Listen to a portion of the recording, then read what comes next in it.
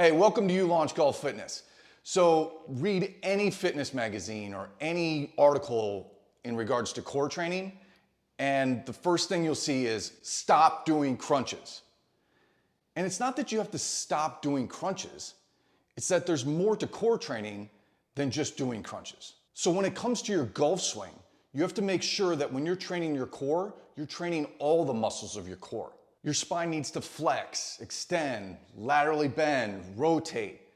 It needs to do all of those actions in order to be efficient in the golf swing. So this core workout for golfers is going to cover all the muscles of your core.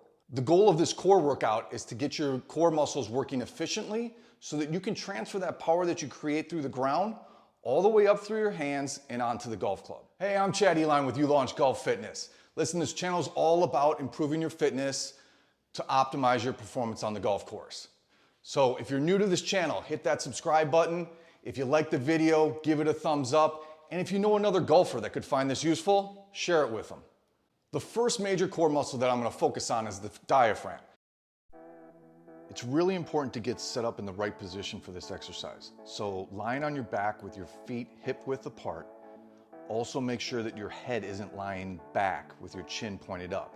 If you feel you're in this position, prop your head up slightly with a towel or two so your chin is in a tucked position. To get your pelvis aligned with some adductor engagement, use a yoga block, foam roll, or small ball between your knees. So start by exhaling fully, and I mean fully. Get all the air out and get your ribs down. Then you're going to engage your transverse abdominis and glute max, tilt your pelvis posteriorly, and raise up slightly. You're going to hold this position throughout. Now, inhale through your nose as fully as possible, expanding your ribs out. Try not to pull from your chest and keep your chin down. Once you've inhaled completely, then again, exhale out your mouth while driving your ribs in, down, and back. Get everything out.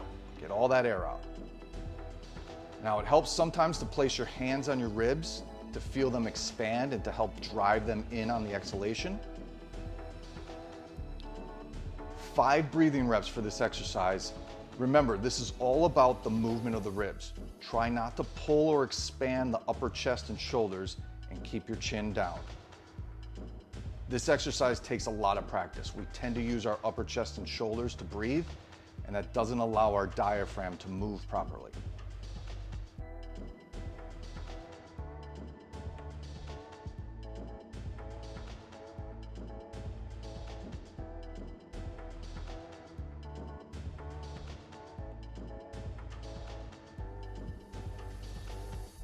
The second exercise is a quadruped hip lift. Start on all fours with your hands under your shoulders and knees under your hips. Prop one of your knees up on a pad or a set of towels. It only helps to be raised slightly. Your spine should be neutral with a slight arch in your lower back, and you are just raising your knee straight up, pulling your hip back with your foot maintaining contact with the ground, and the rest of your body needs to remain still.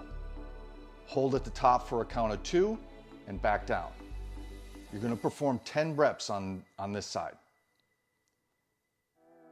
Now, if this is too easy, you can also raise your foot with your knee, but make sure that the rest of your body doesn't rotate. This is meant to be a very slight movement.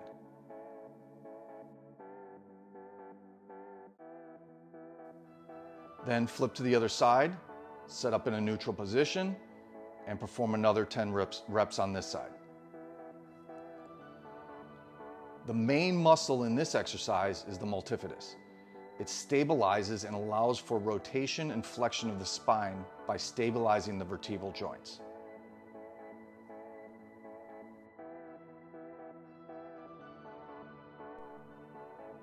Now you can get rid of the pad or towels, and we are going to work out of the same exact position. Quadruped position with a slight arch or neutral position with your pelvis. And this exercise is called the bird dog. With this exercise, you are going to push or reach your opposite arm and opposite leg as far as you can without arching or extending your back. As you reach all the way out, hold for a second and then come back to the quadruped position. And then extend the other arm and leg. You're going to perform 10 reps each way for this exercise. Make sure to also keep your head in a neutral position while extending out. It's easy to pop up your head while you're extending your arm out.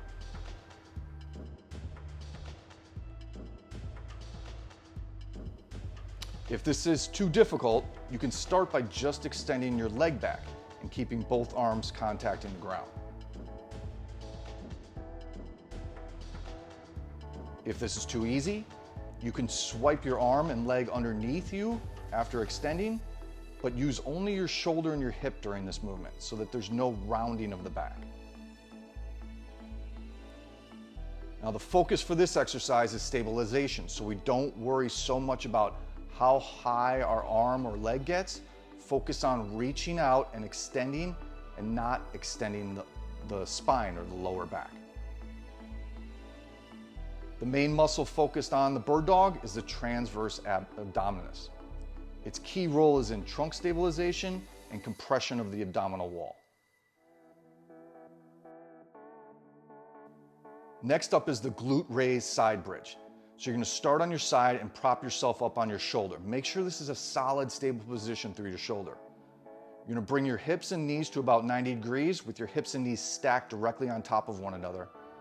And then make sure that your pelvis is in a tucked or posteriorly tilted position. From here, raise your top knee up, which is going to contract your glute, and then bridge up. Hold at the top for a second, and then back down.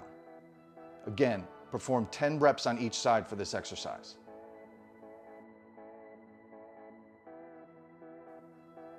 If this is too difficult, you can take out the glute raise. Just bring your knees, hips, and shoulders into alignment and perform the bridge.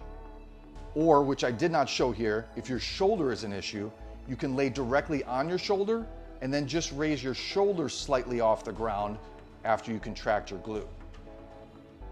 If it's too easy, you can do all of this by just extending your legs out straight.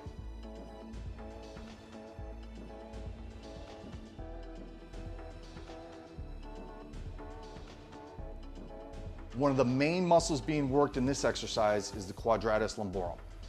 It's what connects the spine to the pelvis and is responsible for movements related to bending and twisting the spine. So think backswing and downswing when you're bent and you're twisting at the same time.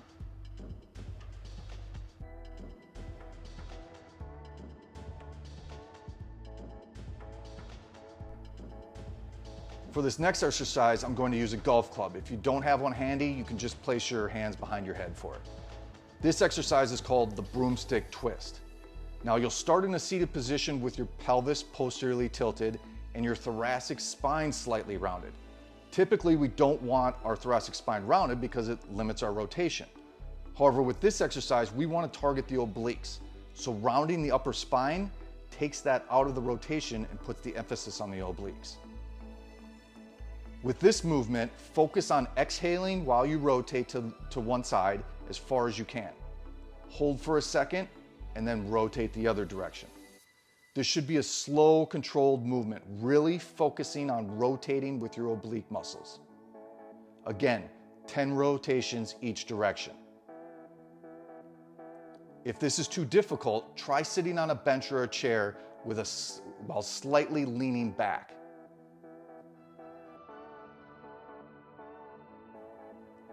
As I said, this exercise targets your oblique muscles. The internal obliques provide stability of the spine and allow for flexion and rotation of the trunk toward the same side of the body. So while we're rotating to the left, we're using those internal obliques on the left, and we're using our external obliques on the right. So while the external obliques also provide spinal stability and allow for flexion and bending to the side, they also enable the trunk to rotate to the opposite side of the body. And finally, the most popular of them all, the six-pack muscles, the rectus abdominis. This exercise is called hollow holds. So you're going to start by laying on the ground, fully extended arms and legs. The most important aspect of this exercise is that your lower back remains in contact with the ground. So posteriorly tilt your pelvis and push your belly button down to the ground so your lower back is flat against the floor. Now, ideally raise your feet only a couple inches off the ground and raise your shoulders only an inch or two off the ground. You are just going to hold this position for 30 seconds to a minute.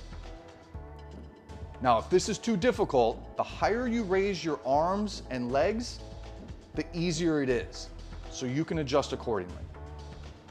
Just remember to keep that lower back in contact with the ground the entire time. This exercise will really set those abs on fire.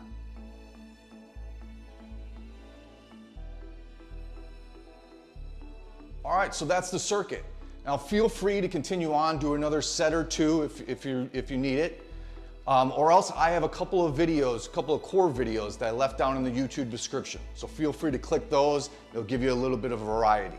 Remember, it's not about pounding out the reps. Focus on the movement, focus on the muscles that you're using, and it's quality over quantity. As always, I appreciate you checking out the video. Please hit that thumbs up button. It really means a lot.